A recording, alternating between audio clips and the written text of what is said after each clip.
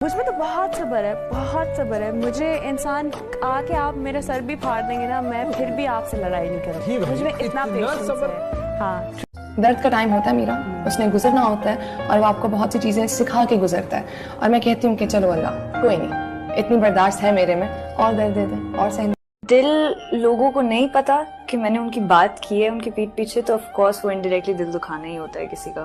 You know, if you talking about somebody's dressing sense कि यार ये इसने देखो क्या पहना हुआ है, और आप उसके सामने जाए और बोले नहीं यार तुम तो बहुत प्यारी लग रही हो, कितने प्यारे कपड़े पहने, तो इनडायरेक्टली आप किसी का दिल ही दुखा रहे हैं। मर्द को बुरा आपको थोड़ा, मर्द बड़ी प्यारी चीज है। उसकी एक सुनो ना, वो आपकी 6 सुनता है, और वो एक इसलिए नहीं सुनो कि वो आपकी 6 सुने, उसको भी तो समझो, उसकी भी तो फीलिंग्स है ना। उसको बचपन से कह दिया जाता है मर्द को सख्त हम ही बनाते हैं।